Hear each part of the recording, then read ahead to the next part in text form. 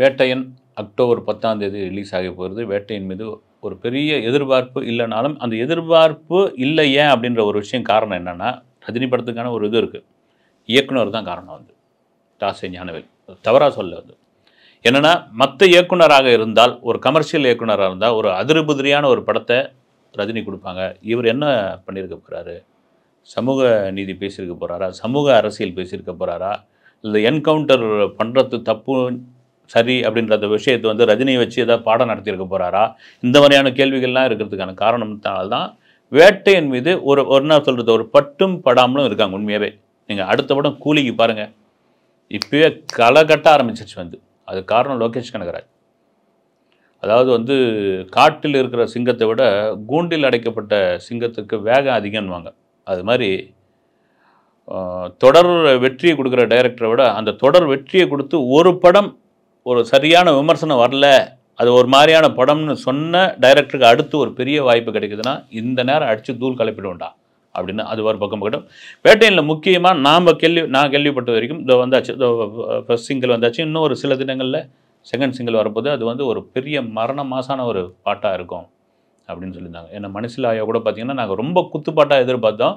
ஒரு மாதிரி மலையாளம் கலந்த பாட்டாக இருந்து இருந்தாலும் வந்து ரஜினி ரசிகர்கள் கொண்டாடிட்டு இருக்காங்க. அது காரணம் என்னென்னா, இந்த 72 வயசில் செம்ம மாச ஸ்டைலாக வந்து அந்த லுக்கோடு வந்து நிற்கிறாரு. ஒரு பக்கம் மஞ்சு வாரியர், இன்னொரு பக்கம் அனிருத், இன்னொரு பக்கம் ரக்ஷன்னு, இப்படி இந்த இவங்க கூடலாம் வந்து ஈடு கொடுத்து ஆடக்கூடிய அளவுக்கு ரஜினி இருக்காரு. அது போதும். இந்த செகண்ட் சிங்கிள் ஒரு பயங்கர மாசான ஒன்றா இருக்கும். அதை தாண்டி வந்து ஒரு glimpse video, teaser, trailer, audio launch. Audio launch maybe September 20ஆம் தேதி நேரு உள்விளையாட்டு அரங்கில் இருக்கும்ன்ற அளவுக்கு அதை லாக் பண்ணி வச்சுருக்காங்க. ஆடியோ லான்ச் தான் அந்த படத்திற்கான மிகப்பெரிய ப்ரோமோ. ஆடியோ லான்ச் தான் இந்த படத்திற்கான மிகப்பெரிய ப்ரொமோஷன் வந்து. அந்த ஆடியோ லான்ச்சுக்காக வெயிட் பண்ணிட்டு இருக்காங்க.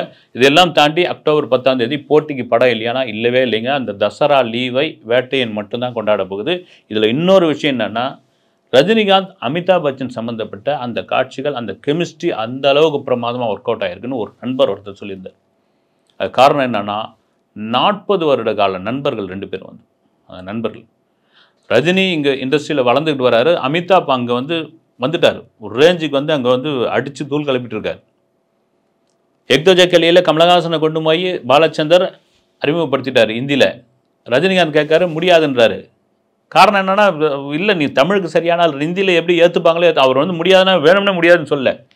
ஒரு கருப்பான உருவம், ஒரு ஸ்டைல் பண்ணுறது, உன்னை சவுத் இண்டியன் நல்லா கொண்டாடிக்கிட்டு இருக்காங்க ரஜினி, உனக்கு எதுக்கு அப்படின்ற மாதிரி சொல்கிறாரு. ஆனால் இவருக்கு ஆசை, பாலிவுட்டில் ஆசை. ஏன்னா அவருடைய மூதாதையர்களுடைய பூர்வீகம் வந்து மராட்டி. அப்புறம் பெங்களூரில் வந்து செட்டில் ஆகிறாங்க. இன்றைக்கி தமிழகத்தினுடைய சூப்பர் ஸ்டார் ஆகியிருக்கார். அப்போ நடித்தான் நான். அப்போ அமிதாப் தான் அவருடைய அந்த ஆசையை நிறைவேற்றுகிறார். இப்போவே பாலிவுட்டில் அவ்வளோ பாலிடிக்ஸ் இருக்கும் பொழுது அந்த காலகட்டத்தெல்லாம் எப்படி, அதுவும் மதராசி ஒருத்தன் உள்ளே வரான்னா விட்டுருவாங்களா? அதெல்லாம் மீறி 5-6 படம் நடித்தார் அப்படின்னா அதற்கு பின்புலமாக மிக முக்கியமாக இருந்தவர் இந்த அமிதாப் பச்சன். அதை தவிர பார்த்திங்கன்னா 80களுடைய இறுதியில் ரஜினிகாந்த் நடித்த பெரும்பாலான ஹிட் படங்கள் எல்லாம் பார்த்திங்கன்னா அமிதாப் நடித்து ஹிட் அடித்த ஹிந்தி படங்களுடைய ரீமேக் தான். இப்போ இந்த சொன்ன மாதிரி வேட்டையில் இந்த கெமிஸ்ட்ரி அந்த அளவுக்கு ஒர்க் அவுட் ஆகிருக்கு. அது என்ன கேரக்டர்னு தான் சொல்ல மாட்டேன்ட்டார் வந்து. நீங்கள் படம் பாருங்கன்னு. 2 சிங்கம் 2 டைகரம் அப்படி மோதிக்கிற ஒரு காட்சி. 2 டைகரம் அப்படி கலக்கியிருக்கிறாங்க வந்து. என்ன வயசானம் நடிகை தானே. இந்த நட்புன்ற ஒரு விஷயம் இருக்குது இல்லைங்களா, ரஜினிகாந்த் அது வந்து எங்கேயுமே விட்டு கொடுக்கவே மாட்டார். அந்த நட்பு ரொம்ப பெருசாக பேசக்கூடிய அவர் அடிக்கடி சொல்லுவார் வந்து, குருவுக்கு அடுத்து நண்பர்கள் ரொம்ப முக்கியம்னு. ஒரு மனைவியை தாண்டி நண்பர்களுடைய சப்போர்ட் தான் மிக மிக மிக முக்கியமான ஒரு விஷயம். ஒரு ராஜ் பகதூர்ன்ற ஒரு நண்பன் என்கிட்ட ஒரு 1500 ரூபா காசை கொடுத்து, நண்பா நீ போடா மெட்ராஸுக்கு போ, நீ போய் நடி, நிச்சயம் பெரிய ஆளாக வருவே அப்படின்னு அந்த நண்பன் சொல்லலைன்னா, நான் வந்து ஒரு கண்டக்டராகவோ அல்லது ஒரு பஸ்ஸு ஓனராகவோ இல்லை ஒரு பஸ்ஸை லீஸுக்கு எடுத்து நான் நடத்திக்கின்னு தான் இருந்திருப்பேன் நான். இல்லைனா வேறு ஏதாவது வேலை பெங்களூரில் பார்த்துருந்துருப்பேன். அது காரணம் அந்த ராஜ் பகதூர் தான். அந்த நண்பனுக்கு நான் அடிக்கடி கேட்பேன் நான், நண்பா உனக்கு என்ன வேணும், என்ன நான் எதனா செய்யட்டுமா, என்ன செய்யணும் சொல்லு அப்படின்னா, எதுவும் வேணாம், எனக்கு ஆண்டவன் வந்து போதுமான அளவு கொடுத்துருக்கான், உன் அன்பே போதும், அப்படி ஏதாவது வேணும்னா நான் கேட்டு வாங்கிக்கிறேன். இதுதான் நட்பு. நாங்களாம் பார்த்து தான் திருமணம் பண்ணி வச்சோம். அந்த திருமணம் பண்ணி வச்ச கையோட ஒரு சொந்த வீடு வாங்கி கொடுத்தோம். அந்த வீட்டில் ஒரு அருமையான ஒரு வாழ்க்கை வாழ்ந்துட்டுருக்கேன். நீங்கள் ராஜ் பகதூரோட இன்டர்வியூலாம் நிறைய பார்க்கலாம் வந்து. ரஜினியோட நண்பர். எப்பயாவது பெங்களூர் வந்தாருன்னா நேராக என் வீட்டுக்கு தான் வருவார். இந்த ஒரு சின்ன அந்த ஒரு ஒரு ஒரு அந்த வீட்டில் தான் காரை இந்த இடத்துல தான் நிறுத்துவார். மேலே வந்து 2 பேரும் சரக்கு சாப்பிட்டுட்டு படுத்து தூங்கிடுவோம். மறுநாள் காலையில் எழுந்து கிளம்பி போயிடுவார். அந்த நட்பு தான் அதான் காரணம். அந்த நட்பை பற்றி சொல்கிறார் வந்து 2007 நண்பர்கள் தினம் சென்னை 28 படத்தோடைய வெற்றி விழா. ரஜினி, கமல் 2 பேரும் வந்து சிறப்பு விருந்தினர்கள். சென்னை 28ஓட வெற்றி என்னன்னு தெரியும். அப்போ வந்து பேசுகிறார், நண்பர்கள் தினத்தில் பேசுகிறார். நண்பர்கள் ரொம்ப ரொம்ப முக்கியமான ஒரு விஷயம். நான் சினிமாவில் வளர்ந்து ஒரு ரேஞ்சுக்கு வந்துட்டேன். பெங்களூரில் எங்கள் அப்பா மட்டும் இருக்கார், அங்கே அண்ணன் கூட இருக்கார். எங்கள் அப்பாவை நான் கூட்டின்னு வரணும்னு முடிவு பண்ணி கூட்டின்னு வந்துட்டேன். அவருக்கு ஒரு தனி ஃப்ளாட்டு, தனி காரு, அவரை பார்த்துக்கிட்டு 2 வேலைக்காரங்க. அவர் எங்கே போகணுன்னு ஆசைப்படுறாரோ, திடீர்னு கபாலீஸ்வர் கோயிலுக்கு போகணுன்னு ஆசைப்பட்டார், ரைட்டு மெரினா பீச்சுக்கு போனாலும் ஆசைப்பட்டார். அதுக்கு ஒரு ஆளை வச்சுருந்தேன். அப்பா என்ன கேட்குறாரோ அதை, எங்கே போகணுன்னு விருப்பப்படுறாரோ அதை. ஒரு 10 நாள் இருந்தார். 11ஆம் நாளே வந்து என்னை தொந்தரவு பண்ண ஆரம்பித்தார். சிவாஜி நான் ஊருக்கு போகிறேன், சிவாஜி நான் ஊருக்கு போகிறேன் அப்படின்னு கேட்க ஆரம்பிச்சேன். என்னப்பா உங்களுக்கு குறைச்சல்? எனக்கு கோவம் வந்துருச்சு. என்ன குறைச்சல் உங்களுக்கு? என்ன நான் கவனிச்சிக்கல? என்ன இதுவாக இருக்குது? எனக்கு ஒரு குறைச்சல் இல்லைப்பா, ஆனால் என் ஃப்ரெண்ட்ஸ் யாருமே இங்கே இல்லையே அப்படின்னு அந்த சொன்ன வார்த்தை அவர்கிட்ட அந்த கண்ணில் பார்க்க முடிஞ்சுது. இதே பெங்களூராக இருந்தால் நான் நினச்ச போது என் ஃப்ரெண்ட்ஸை போய் பார்ப்பேன், அவங்க என்னை வந்து பார்ப்பாங்க, நாங்கள் மீட் பண்ணுவோம், ஒரு இடத்துல காஃபி சாப்பிடுவோம், ஒரு இடத்துல டிஃபன் சாப்பிடுவோம். இங்கே ஒன்றுமே இல்லைன்னு அப்போ தான் 1000 தான் நீ வசதி செஞ்சு கொடுத்து, 1000 தான் நீ இந்த தங்க தாமாளத்தில் வந்து சோறு போட்டு வச்சுருந்தாலும் நண்பர்கள் எவ்வளோ முக்கியன்றது எங்கள் அப்பா எனக்கு உணர்த்தினார். ஓகேன்னு எடுத்து போய் நான் அவர் அங்கே பெங்களூரில் சந்தோஷமாக இருக்கட்டும் நண்பர்கள் கூட அப்படின்னு விட்டேன். நான் நட்புன்ற ஒரு விஷயத்துக்கு சொல்லிட்டு இருக்காரு அவர். நான் நடிக்க வந்த புதுசில் சிவாஜி சாரை பார்த்து எல்லாரும் வந்து குரு, அவர் வந்து ஒரு லெஜண்ட்டு, அவர் ஒரு சிங்கம், இதெல்லாம் பார்த்தேன். இதெல்லாம் மிரண்டாங்க. நான் அவருடைய பெரிய தீவிர ரசிகர். நான் அவர் அப்படி தான் பார்த்து மிரண்டு நின்னப்போ அவர் வந்து என் கூட பேச பேச பேச பேச பேச அவர் வந்து என்னை வந்து ஒரு நண்பனாக பார்த்து தான் எனக்கு தெரிஞ்சுது. அவர்கிட்ட இருந்தது ஒரு நட்பு தான்.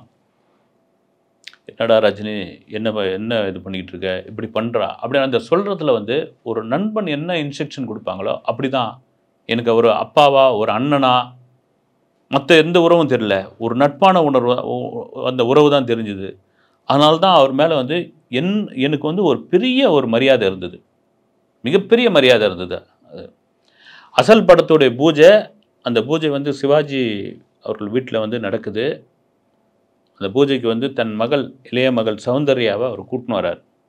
அவர் என்ன சொல்கிறார், சௌந்தர்யா கலந்துக்கிற முதல் ஃபங்க்ஷன் இதுதான், எங்கேயும் வெளியே கூட்டின்னு வரதே கிடையாது.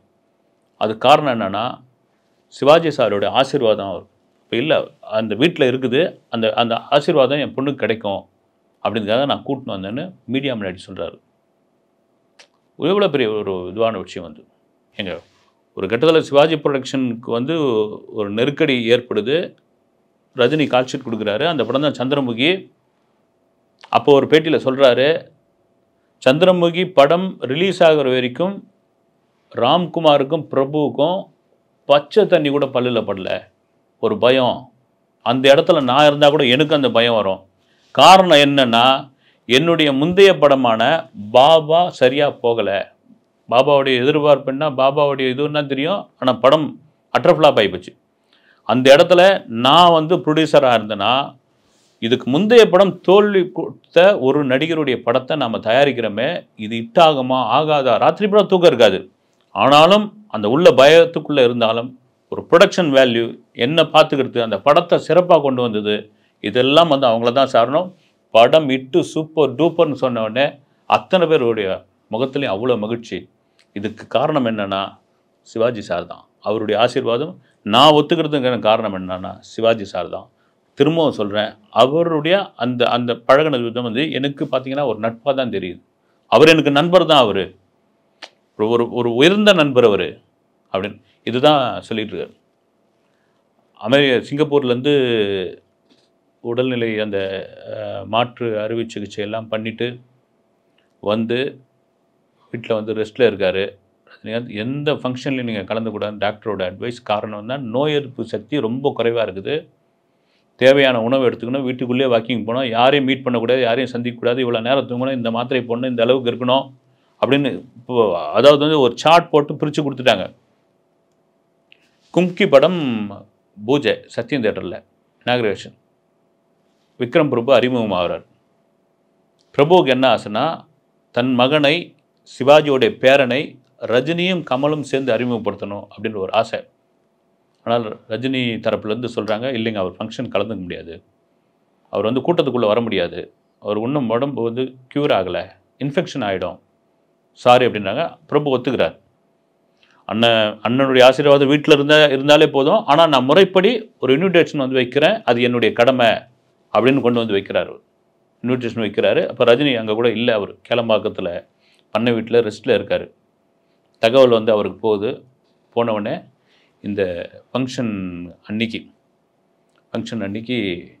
காலையில் எழுந்துக்கிறார் விறுவிறுன்னு. ஒய்ஃப் கிட்ட சொல்கிறார் அவர், இந்த ஃபங்க்ஷனுக்கு நான் கண்டிப்பாக போய் ஆகணுன்றார். என்னங்க சொல்கிறேன், கண்டிப்பாக போய் ஆகணும். காரணம் என்னென்னா, ஒரு தடவை சிவாஜி சார்கிட்ட பேசிகிட்டு இருக்கும்பொழுது பிரபு நடிக்க வந்தப்போ எனக்கு பெரிய பயம் இருந்தது. என்ன பயம்னா, அவர் சரியாக நடிப்பாரா, தப்பாக டைலாக் பேசுவாரா, சரியாக டைலாக் பேசுவாரா தாண்டி என் பேரை என் பையன் காப்பாற்றிடுவானா அப்படின்ற ஒரு பயம் இருந்தது. அதே பயம் ஏன் பிரபுவுக்கு இருக்கக்கூடாது? இவ்வளோ பெரிய இடத்துல இருக்கார், தன் பேரை தன் பையன் காப்பாற்றிடுவானா அப்படின்ற பயம் கண்டிப்பாக இருக்கும். அதனால் சிவாஜி சாருக்காகவும் பிரபுவுக்காகவும் இந்த ஃபங்க்ஷனில் நான் போய் ஆகணும்னு சத்யம் தேட்டரில் நடந்த கமலஹாசன் முதல்லே வந்துட்டார். டக்குன்னு யாரும் எதிர்பார்க்காம கட்டன்னு மாஸ்க் போட்டுக்கிட்டு, இப்போ எல்லோரும் மாஸ்க் போட்டுக்கிட்டு இருக்காங்க இல்லைங்களா, அப்போ கண்டிப்பாக கம்பல்சரியாக மாஸ்க் போட்டு ஆகணும்னு மாஸ்க் போட்டு அப்புறம் வந்து கழட்டிட்டு ஒரு செம மாதம் இது பண்ணியிருந்தார். இதுக்கு காரணம் என்னென்னா, நட்புன்ற ஒரு விஷயம் இருக்குல்ல, அது எங்கேயும் விட்டு கொடுக்காதவர் வந்து ரஜினிகாந்த். அந்த நட்பு 40 வருட கால நட்பினுடைய அடையாளமாகத்தான் வேட்டையின் படத்தில் ரஜினிகாந்த் அமிதாப்புடைய அந்த காட்சி எப்படி சிறப்பாக இருக்க போகிறது அப்படின்ட்டு வெயிட் பண்ணி பார்ப்போம். ஒருவேளை கிளிம்ஸ்லேயோ அல்லது டீசர்லேயோ அல்லது ட்ரெய்லர்லேயோ ஏதாவது விட்டாங்கன்னா, டீகோட் பண்ணாங்கன்னா பார்த்துலாம். முழு படமாக பார்க்கும்பொழுது அது எந்த அளவுக்கு அந்த கெமிஸ்ட்ரி ஒர்க் அவுட் ஆகிருக்குது அக்டோபர் 10ஆம் தேதி பார்ப்போம். அடுத்த வீடியோவில் சந்திக்கிறேன். நன்றி.